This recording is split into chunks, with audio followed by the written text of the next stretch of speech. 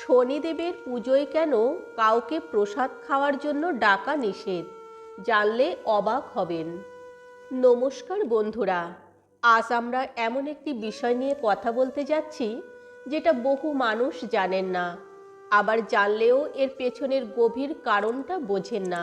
শনিদেবের পুজোয় কেন কাউকে নিমন্ত্রণ করে প্রসাদ খাওয়ানো নিষেধ? এটা কি শুধুই কুসংস্কার, নাকি এর পেছনে রয়েছে শাস্ত্রীয় পৌরাণিক ব্যাখ্যা? ভুল করলে কি হতে পারে? ভিডিওটা শেষ পর্যন্ত দেখুন, কারণ শেষ অংশে আমি বলবো কিভাবে সঠিকভাবে শনিপ্রসাদ গ্রহণ করবেন আর কি করলে শনিদেব দ্রুত প্রসন্ন হন। শনিদেব হলেন কর্মফলের দেবতা, ন্যায়ের প্রতীক, ধৈর্য ও পরীক্ষার অধিষ্ঠাতা।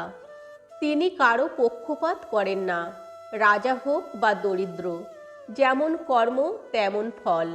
শাস্ত্রে বলা আছে, শনি বিচার করেন, শনি দণ্ড দেন, আবার শনি মুক্তিও দেন। তাই শনিদেবের পুজো অন্যান্য দেবতার পুজোর থেকে একেবারেই আলাদা। শনি পুজোর উদ্দেশ্য হল নিজের দোষ স্বীকার করা, অহংকার ত্যাগ করা, কর্মফলের ভার নিজে বহন করা।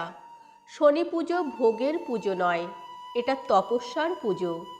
এই কারণেই তেল, কালো তিল, লোহা এইসব বস্তু শনিদেবের সঙ্গে যুক্ত। এখন আসি মূল প্রশ্নে, শনিদেবের পুজোয় কেন কাউকে প্রসাদ খাওয়ার জন্য ডাকা যায় না? এর পেছনে 5টি বড় কারণ আছে।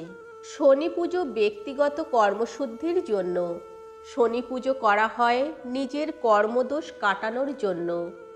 আপনি যখন কাউকে নিমন্ত্রণ করেন, তখন আপনি নিজের কর্মফলের বোঝা অন্যের সঙ্গে ভাগ করতে চান, কিন্তু শনিদেব বলেন নিজের কর্মের ফল নিজেকেই ভোগ করতে হবে। তাই শনি পুজোর প্রসাদ নিজের জন্য, পরিবারের নিত্য সদস্যের জন্য, বাইরের লোকের জন্য নয়। নিমন্ত্রণ মানে প্রদর্শন। নিমন্ত্রণ মানে কি? লোক দেখানো, সামাজিকতা, ভোজ। কিন্তু শনিদেব নীরবতার দেবতা।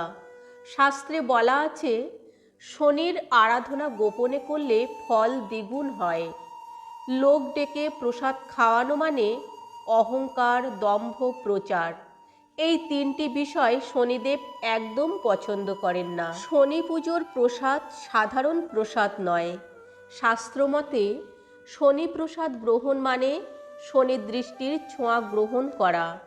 আপনি যদি কাউকে ডেকে প্রসাদ খাওয়ান, তাহলে তার অজান্তেই আপনার শনি দোষের অংশ তার উপর চলে যেতে পারে।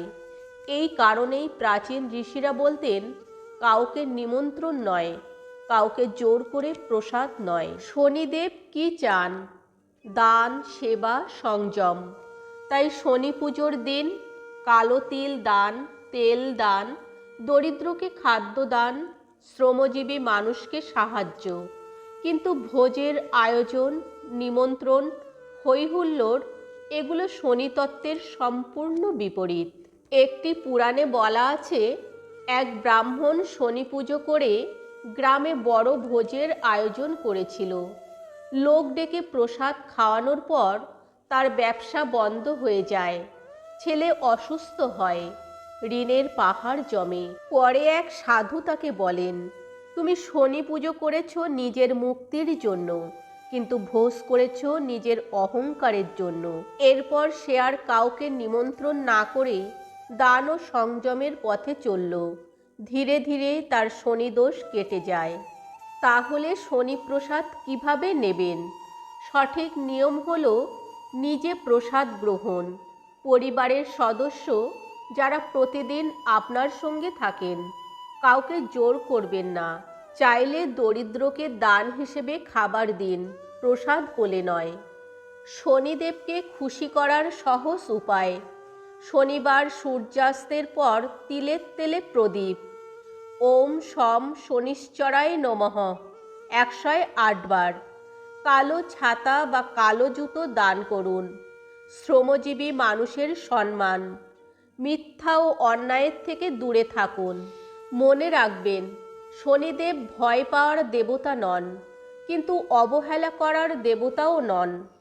ভক্তি থাকুক কিন্তু প্রদর্শন নয়, দান থাকুক কিন্তু অহংকার নয়, নিমন্ত্রণ নয়, সংযমী হোক শনি আরাধনার মূল চাবিকাঠি। বন্ধুরা, আজকের ভিডিও যদি ভালো লেগে থাকে লাইক করুন, শেয়ার করুন, কমেন্টে লিখুন জয় শনিদেব। আপনাদের জীবনে শনিদেব ন্যায়ের পথে পথ দেখান এই কামনা করি। জয় শনিদেব।